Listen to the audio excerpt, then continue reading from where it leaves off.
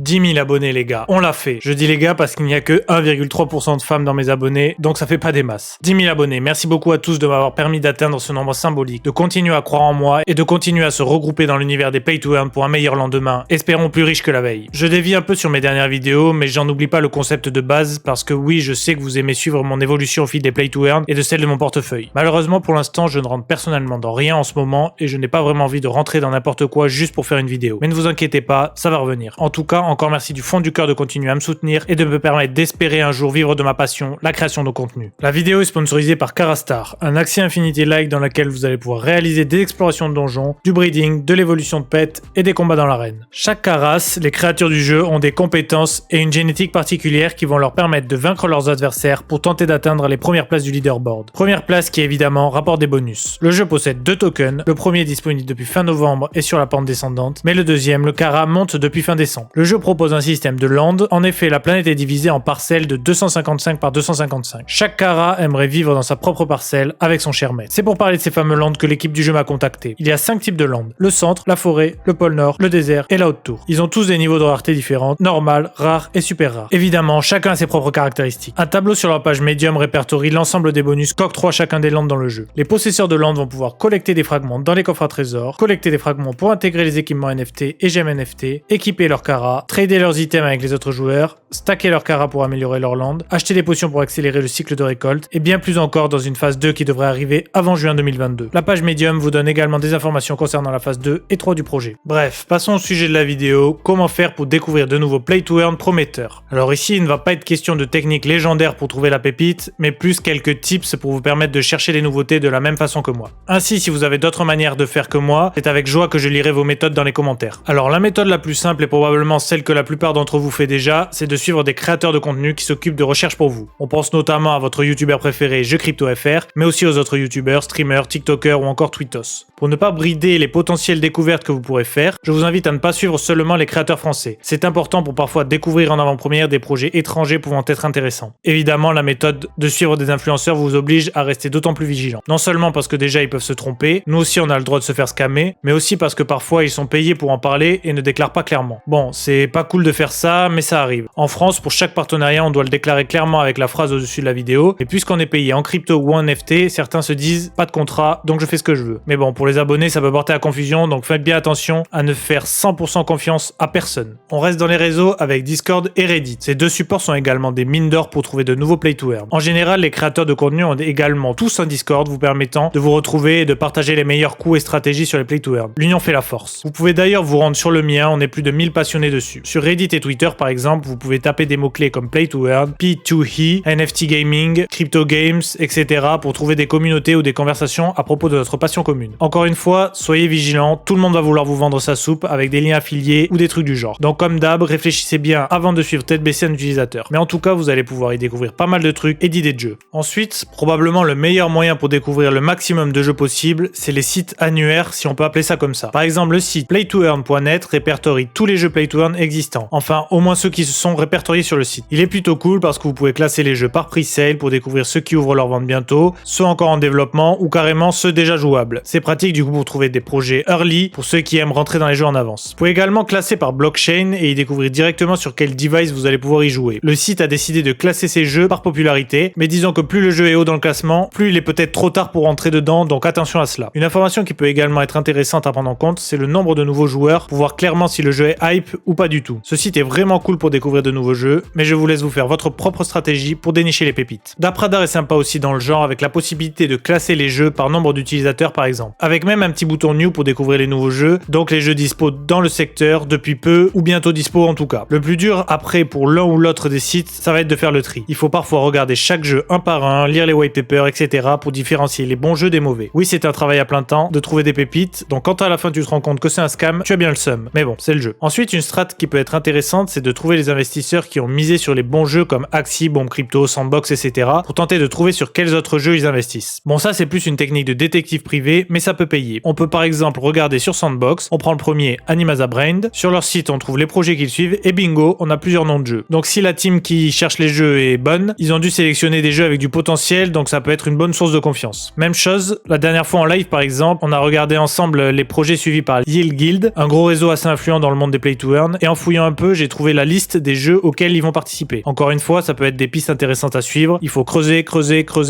Un autre moyen efficace de trouver des nouveaux jeux est de checker sur les différents launchpads. Pour vous citer quelques noms, il y a Seedify, Polka Starter, Launchzone, Redkite et bien plus encore. Pour ceux qui ne savent pas ce qu'est un launchpad, ce sont des structures un peu à la Kickstarter qui permettent aux développeurs de jeux de trouver des financements pour créer leurs jeux. Les gens paient en échange de bons procédés comme l'opportunité d'avoir le token à des prix dérisoires pendant les IDO ou encore pour obtenir des whitelists sur leurs différentes sorties de NFT. Certains de ces projets ont plus ou moins d'ambition, donc même si vous ne voulez pas directement investir dans un de ces projets, ça peut toujours être intéressant de garder un œil sur les projets présents sur les launchpads. Voilà pour mes humbles stratégies, j'essaie toujours de réfléchir à de nouvelles et j'ai hâte de lire les vôtres. Je vais continuer à bosser pour essayer de vous trouver une pépite et enfin pouvoir refaire une vidéo de présentation d'un nouveau jeu pour vous faire le point sur les nouveautés des jeux et sur l'avancée de mon oseille gagnée sur YouTube. On se retrouve bientôt pour de nouvelles vidéos Play to